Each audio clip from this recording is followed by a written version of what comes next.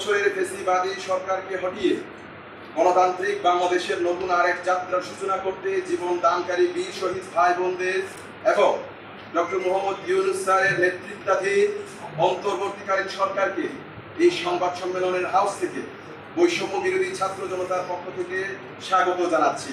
এতদিন ধরে যারা বৈষম্য বিরোধী ছাত্র আন্দোলনে প্রত্যক্ষ ও পরোক্ষভাবে থেকেছেন, অংশগ্রহণ করতে গিয়ে হামলা হুমকির শিকার হয়েছেন, দৌড়ানি খেয়েছেন, আঘাত পেয়েছেন, সেই সকল সাহসী ভাই বোনদের প্রতি অনেক ভালোবাসা ও লাল সালাম। বাংলাদেশ কঠিন একটি সময় পার করছে।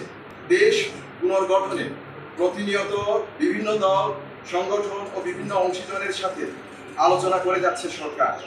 নতুন এক অধ্যায়ে বাংলাদেশের রাষ্ট্র সংস্কারের এই জটিল কাজে দেশের সকল নাগরিককে এই অন্তর্বর্তী সরকারকে সর্বোচ্চ সহযোগিতা করা উচিত বলে বৈষম্য বিরোধী ছাত্র আন্দোলন বিশ্বাস করে। ঐতিহাসিক এক গণ অভ্যুত্থানের মাধ্যমে গত 5 আগস্ট 2024 স্বৈরাচারী ফ্যাসিস্ট হাসিনা সরকারের পতনের পর 9 আগস্ট ডক্টর মোহাম্মদ ইউনূসকে প্রধান উপদেষ্টা করে 13 সদস্যের একটা উপদেষ্টা মণ্ডলীর তালিকা প্রজ্ঞাপন আকারে জারি করেন মন্ত্রিপরিষদ বিভাগ।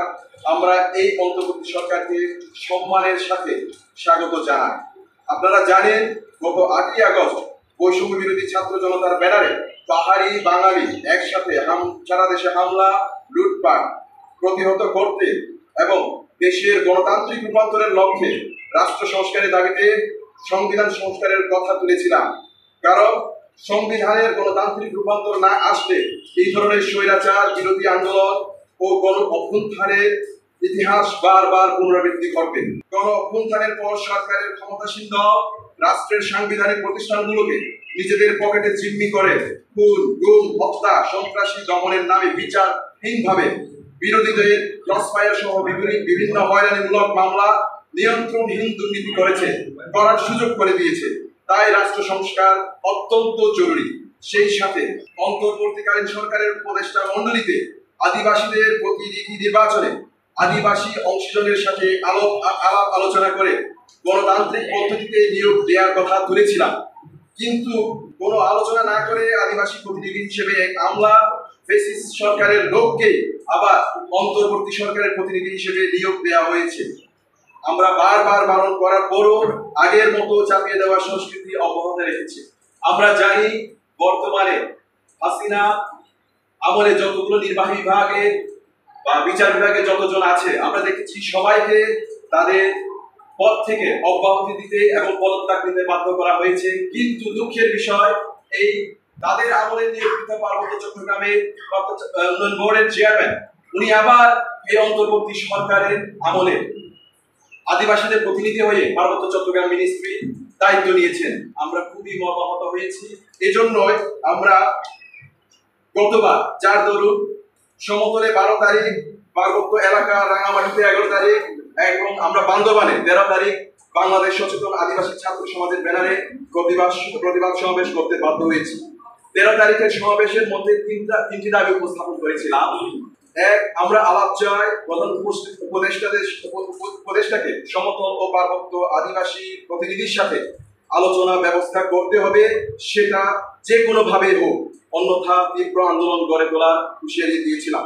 2, আদিবাসী অংশীজনদের সাথে অন্তর্ভুক্তিমূলক আলোচনা না করে পার্বত্য চট্টগ্রাম বিষয়ক মন্ত্রণালয় ও গোপনে মিটিং বৈঠক করে জেলা পরিষদ পুনর্গঠন কার্যক্রম শুরু করা যাবে না, অন্যথা আমরা প্রতিরোধ গড়ে তুলতে বাধ্য হব।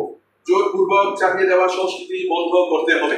5 আগস্ট 2024 তারিখে মুক্তিকামী ছাত্র জনতার সাহসী ও বীরত্বপূর্ণ নেতৃত্বের উপর ভর করে সমগ্র দেশবাসী সকল পেশার মানুষের ঐক্যবদ্ধ আন্দোলনের মধ্য দিয়ে স্বৈরাচারী সরকারকে পতন ঘটিয়ে সারা দেশের মানুষের পাশাপাশি এবং বান্দরবানবাসীরাও এক নতুন স্বপ্নে বিভোর হয়ে আছে।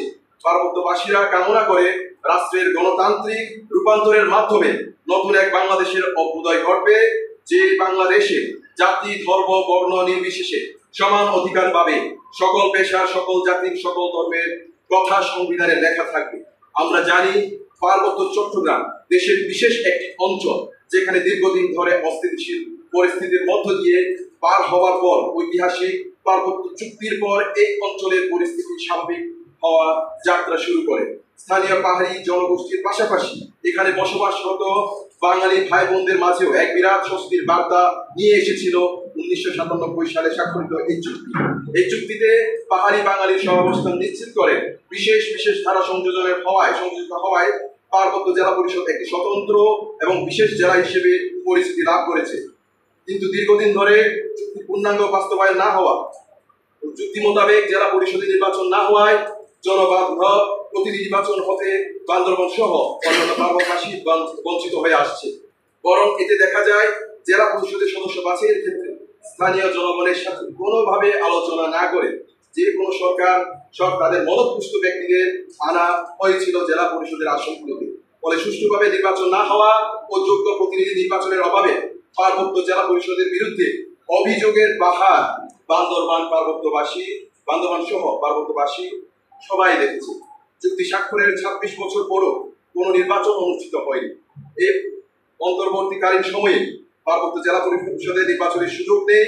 তবে আমরা দাবি করি অন্তর্বর্তীকালীন সময়ে পরবর্তী নির্বাচন না হওয়া পর্যন্ত এই প্রতিষ্ঠানের সদস্য বাছাইয়ের ক্ষেত্রে এমন সদস্যদের বাছাই করা হোক যিনি নির্দলীয়, সৎ, দেশপ্রেমিক ও অসাম্প্রদায়িক। আপনারা জানেন বৈষম্য বিরোধী ছাত্র আন্দোলন লিয়াজোঁ কমিটি হয়েছে 13 তারিখ কেন্দ্রীয়ভাবে 4 দফার দাবিতে রেসিস্ট্যান্স উইক পালনের ঘোষণা করেছে। আমরা সেটার সাথে সমন্বয় রেখে বিশেষ আয়োজনে ছাত্র সমাজের দাবিনামা আজকে আপনাদের সামনে সংবাদ সম্মেলনে পেশ করব। আমাদের ছাত্র সমাজের দাবিনামা সমূহ: 1. অতি শীঘ্রই বান্দরবান পার্বত্য জেলা পরিষদ চেয়ারম্যান ও সদস্যদের বাধ্যতামূলক অব্যাহতি বা অপসারণ বা পদত্যাগ করতে হবে। বৈষম্য বিরোধী ছাত্র সমাজের পক্ষ থেকে ভারসাম্য বজায় রেখে 2 জন সদস্য নিয়োগ করতে হবে। ইতপূর্বে বান্দরবান পার্বত্য জেলা পরিষদের সদস্য ছিলেন কিংবা আওয়ামী লীগ ও অন্যান্য রাজনৈতিক দলের সাথে সম্পৃক্ত ছিলেন কিংবা কোন রাজনৈতিক অঙ্গ সংগঠন বা পেশাজীবী সংগঠনের সাথে সম্পৃক্ত ছিলেন এমন কাউকে জেলা পরিষদের চেয়ারম্যান বা সদস্য নিয়োগ দেওয়া যাবে না।